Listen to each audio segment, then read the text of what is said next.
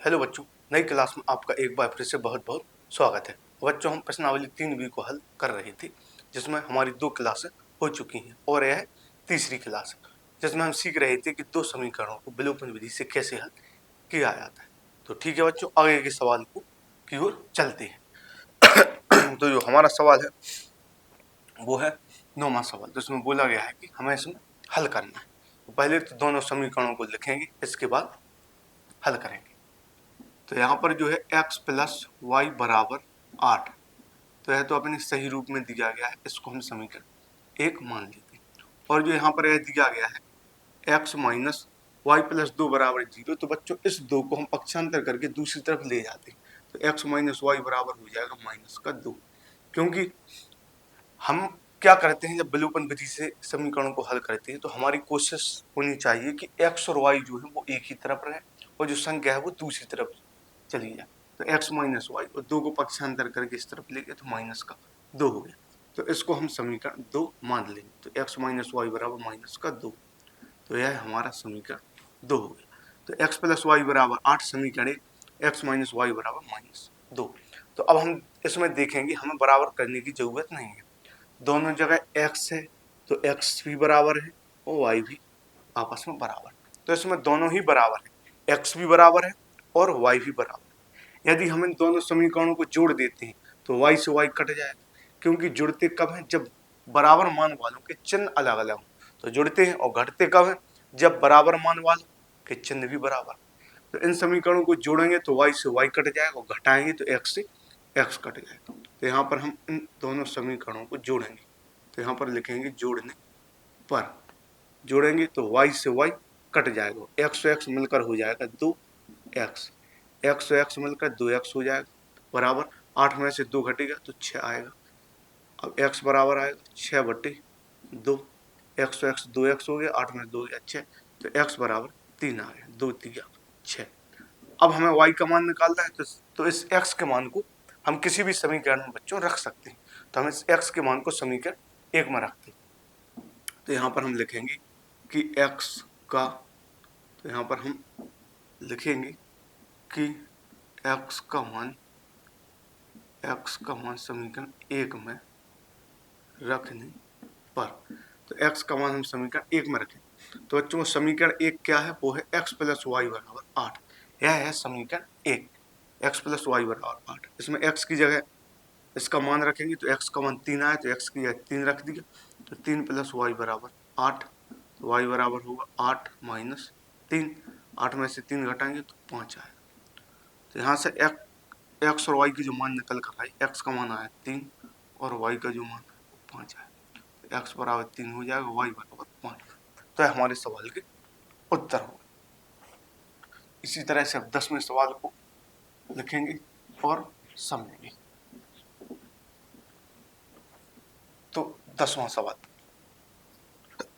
तो 10वां सवाल लिखते हैं कि 10वां जो सवाल है वो क्या है। तो 10वां जो सवाल है वो है root 2x plus root 3y, root के 2x प्लस रूट 3y बराबर 0, रूट के 3x माइनस रूट के 8y बराबर 0, root 2x plus root 3y बराबर 0, फिर है root 3x minus root 8y बराबर 0। तो हमें इन दोनों समीकरणों को हल करना है। तो पहले यह जो पहला ऐसा सवाल है जिसमें ऋण में संख्या में दी है, इससे पहले कोई भी सवाल ऐसा नहीं था। तो हल करेंगे इसको। सबसे पहले तो समीकरण 1 को समीकरण 2 मान लेंगे। तो root 2x plus root 3y बराबर 0, इसको समीकरण 1 मान लिया। इसके बाद है root 3x minus root 3x minus root 8y बराबर 0, इसको समीकरण 2 मान। अब इसमें हमें या तो x को बराबर करना है या तो y को। अब बराबर कैसे करेंगे, जैसे हम यहाँ पर x को बराबर करते हैं तो यहाँ पर 2 है, तो यहाँ पर 3 का गुणा यदि हम करेंगे तो यह 6 हो जाएगा, और इसमें यदि हम 2 का गुणा करेंगे तो यह 6 हो जाएगा। लेकिन खाली 2 का गुणा नहीं करेंगे, क्योंकि यदि 2 का गुणा रूट 2 में करेंगे हम तो 2 रूट 2 आएगा।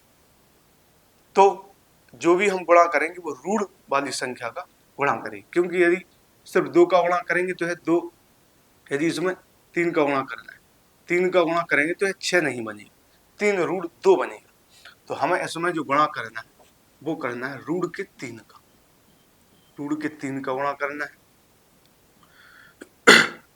रूट के 3 का गुणा करना है और इसमें रूट के 2 का गुणा करना है, क्योंकि तभी यह 6 बनेगा और यह भी 6 बनेगा। यदि सिर्फ 3 का गुणा करेंगे तो यह 3 रूट 2 होगा, तो रूट 3 का गुणा इसमें करेंगे तो रूट के अंदर होगा 3 दूनी 6x, तो यहाँ पर रूट के 6x आ जाएंगे, प्लस यहाँ पर आएगा रूट 3 का गुणा रूट 3 में करेंगे, वैसे तो रूट हट जाएगा लेकिन फिर भी हम गुणा करते हैं, रूट 3 का गुणा रूट 3 में तो अंदर रूट 9 आएगा, 9y, क्योंकि 3 का गुणा इसमें होगा। तो यहाँ पर हमें सिर्फ अकेली संख्या का गुणा नहीं करना है, जो भी संख्या है उसको हम रूट में लिखेंगे, क्योंकि तभी इसका गुणा होगा, क्योंकि यह भी रूट में है। अब इस संख्या का गुणा उसी में होगा जो दूसरी संख्या भी रूट में होगी, तो गुणा करेंगे तो रूट 6x आया प्लस रूट 9y आया और बराबर में 0। इसी प्रकार इसका गुणा करेंगे तो रूट 6x आएगा माइनस का रूट 16y आएगा और बराबर 0 आएगा। अब इसमें जो रूट 6x यहाँ पर भी और रूट 6x यहाँ पर भी है, दोनों जो मान है वो बराबर तो है लेकिन चिन्ह भी इनके बराबर है, तो ऐसी स्थिति में हम दोनों समीकरणों को आपस में घटाते हैं, तो यहाँ पर भी हम दोनों समीकरणों को घटाएंगे।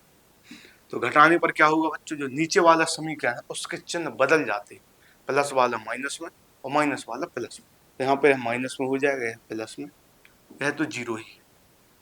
तो रूट 6x में से रूट 6x को रूट 6x कट जाए, क्योंकि ऊपर रूट 6x प्लस में नीचे माइनस में। यहाँ पर है रूट 9y है प्लस के रूट 16y बराबर 0।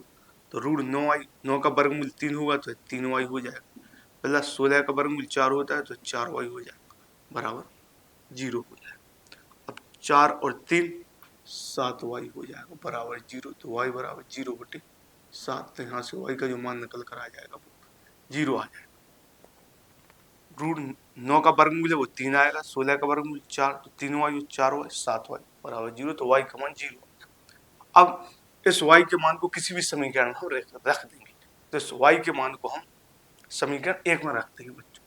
यहाँ पर लिखेंगे हम कि y का मान समीकरण 1 में रखने पर y का मान हम समीकरण 1 में रखेंगे, और जो समीकरण 1 है हमारा वो है root 2x plus root 3y बराबर 0। तो जो हमारा समीकरण 1 है वो है root 2x plus root 3y बराबर 0। अब बच्चों हमें इसमें y का मान रखना है, तो y का मान 0 आया तो y की जगह पे हम 0 रख देंगे, तो root 2x plus root 3y, y का मान 0 है बराबर 0 रूट 2x। अब रूट 3 का गुणा 0 में करेंगे तो है तो 0 हो जाए, क्योंकि किसी भी संख्या का हम 0 में गुणा करेंगे तो 0 आए, तो बराबर में 0 आ जाए। अब x बराबर निकालेंगे तो यह होगा 0/√2, तो रूट 2 का भाग 0 में देंगे तो यह भी 0 आएगा, तो x बराबर भी 0 आया और y बराबर भी 0 है, हमारे समीकरण हल होगा। इसमें दोनों मान x और y के मान 0 आए। अब आगे सवाल को हल करें, आगे वाले सवाल, तो 11वां सवाल होगा, तो वो होगा हमारा 11वां सवाल। तो 11वें सवाल को हम लिख लेते हैं। तो हमारा जो 11वां सवाल है वो है 3x माइनस 8y बराबर 3x माइनस 8y बराबर 3, फिर है x बराबर 3y। जो 11वां सवाल है वो है 3x माइनस 8y बराबर 3 और फिर है x बराबर 3y। अब इस समीकरण को भी हम हल करेंगे, इन समीकरणों को भी हल करेंगे। और अब आप सब लोग विलोपन विधि सीख ही चुके होंगे कि विलोपन विधि से दो समीकरणों को हल करना कितना आसान होता है। तो यहाँ पर इन समीकरणों को भी हल करें, तो यहाँ पर है लिखा गया है 3x माइनस 8y बराबर 3, तो इसको बच्चों हम समीकरण 1 मान लें, और इसको जब हम बदलेंगे तो यह है x और 3y को यहाँ पर लेकर आए पक्षांतर करके, तो यह 3y माइनस का हो जाए और बराबर में 0 बचे। यह तो जैसा दिया गया वैसा ही लिख लीजिए, 3x माइनस 8y बराबर 3 समीकरण 1 हो गया। लेकिन यहाँ पर जो है x बराबर 3y, 3y को पक्षांतर करके अब हम इस तरफ ला रहे हैं तो यह 3y माइनस का हो जाएगा, तो x माइनस 3y बराबर 0, यह हमारा समीकरण 2 हो जाएगा। अब इसमें हम x को चाहें तो बराबर कर सकते हैं और चाहें तो y को भी बराबर कर सकते हैं। जहां से हमें सवाल को हल करना आसान लगता है या हमारी जो मर्जी है उस हिसाब से हम सवाल में मान को बराबर कर सकते हैं। तो यहाँ पर बच्चों हम x को बराबर करेंगे। यहाँ पर तो 3x है, यदि समीकरण 2 में हम 3 का गुणा कर दें तो यह भी 3x हो जाएगा। तो इसलिए हम x के मानों को बराबर कर रहे हैं और x को बराबर करने के लिए हमें समीकरण 2 में 3 का गुणा करना होगा, क्योंकि यहाँ पर 3x है और इसमें 3 का गुणा होगा तो यह भी 3x हो जाएगा। तो पहले वाले हम समीकरण को लिखेंगे जैसा लिखा गया है, क्योंकि इसमें कोई परिवर्तन नहीं हुआ है। तो यहाँ पर लिखेंगे वो है 3x माइनस 8y बराबर 3x माइनस 8y बराबर 3। इसको ऐसा ही लिखेंगे। अब 3 का गुणा इन सभी पदों में करेंगे तो 3 का गुणा x में करेंगे तो 3x आएगा, माइनस 3 का गुणा 3 में करेंगे तो 3 3 9 y आएगा बराबर 0 आएगा। अब x बराबर हो गए। अब हम देखेंगे उनके चिन्ह क्या है। तो यहाँ पर देखेंगे 3x ऊपर भी है 3x नीचे भी, दोनों जगह जो 3x है वो प्लस में है, दोनों के चिन्ह बराबर है। जब चिन्ह बराबर हो तो दोनों समीकरणों को हम घटा देते हैं। यहाँ पर लिखेंगे घटाने पर, तो घटाने पर क्या होगा, इनके चिन्ह बदल जाएंगे। 3x यह 3x माइनस का होगा और यह 9y प्लस का होगा और यहाँ पर 0 में कोई परिवर्तन नहीं, क्योंकि ना तो 0 प्लस का होता है ना तो 0 माइनस का। तो यहाँ पर यदि और कोई संख्या होती तो वो माइनस में हो जाती, लेकिन 0 है तो कोई परिवर्तन नहीं।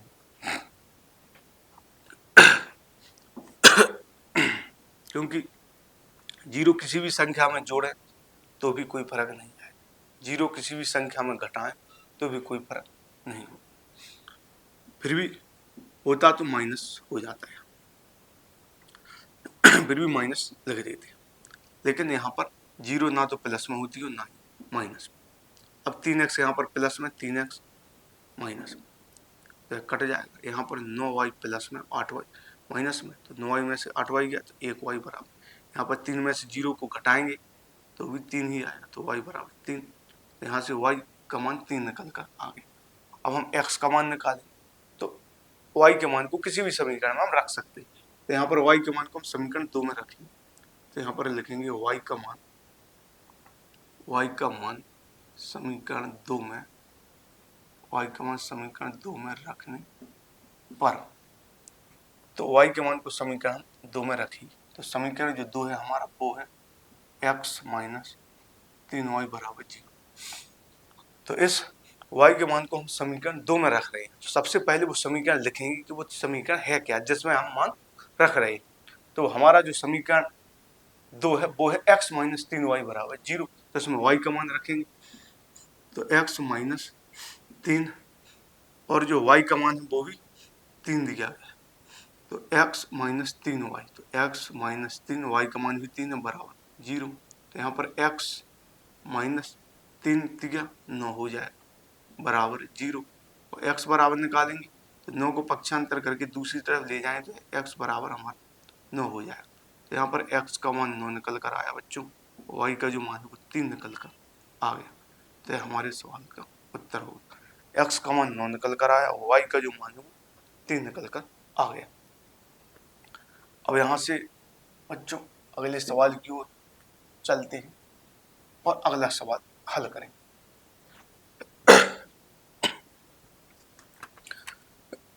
तो हमने 9वां सवाल हल किया, 10वां किया, 11वां, अब 12वां सवाल हल करें। तो 12वां जो सवाल है बच्चों वो है 2x प्लस वाई बराबर 2x प्लस वाई बराबर 5। तो अगला जो सवाल है वो है 2x प्लस वाई बराबर 5, फिर है coma 3x plus 2y, 3x plus 2y बराबर 8। यह हमारा 12वां सवाल है। 2x प्लस वाई बराबर 5 और 3x प्लस 2y बराबर 8। तो बच्चों इस सवाल को भी हम हल करेंगे विलोपन विधि से। तो यह 2x प्लस वाई बराबर 5 दिया गया है, तो यह समीकरण 1 हो गया। 2x प्लस वाई बराबर 5, यह समीकरण 1। फिर 3x प्लस 2y बराबर 8, यह समीकरण 2 हो गया। तो 2x प्लस वाई बराबर 5, यह समीकरण 1 हो गया। 3x प्लस 2y बराबर 8, यह समीकरण 2। 2x प्लस वाई बराबर 5 समीकरण 1, 3x प्लस 2 बराबर 8, यह समीकरण 2। अब यह तो समीकरण 1 और 2 हो गए। अब हमें इनमें बराबर करना है।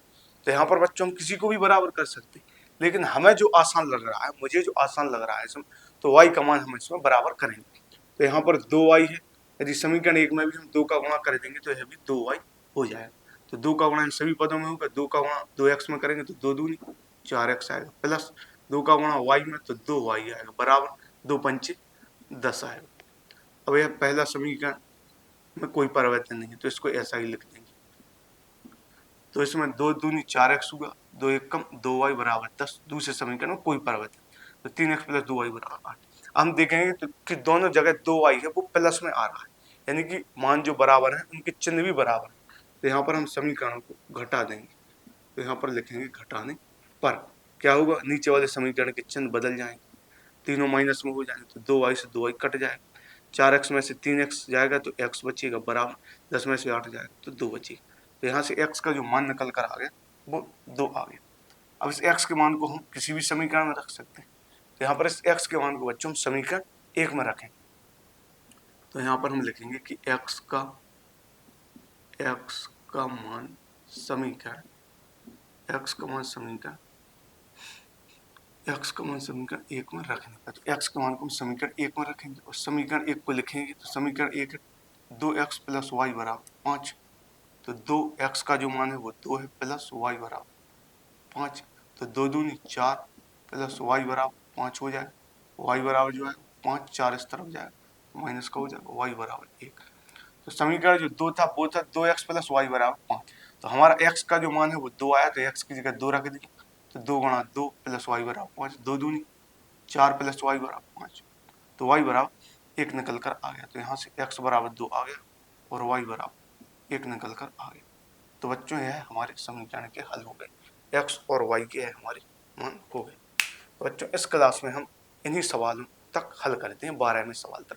अब जो बचे हुए सवाल हैं बच्चों वो अगली क्लास में सॉल्व किए जाएंगे और अगली क्लास में ही प्रश्नावली को पूरी खत्म भी कर दिया जाए। इसके बाद हम प्रश्नावली 3C की ओर चलेंगे, जिसमें हमें वही समीकरण प्रतिस्थापन विधि से हल करने होते हैं। इसमें इस प्रश्नावली में जो 2 समीकरण हम हल कर रहे हैं, या मैंने आपको जो 2 समीकरणों को हल करना सिखाया तो वो विलोपन विधि से हल करना सिखाया।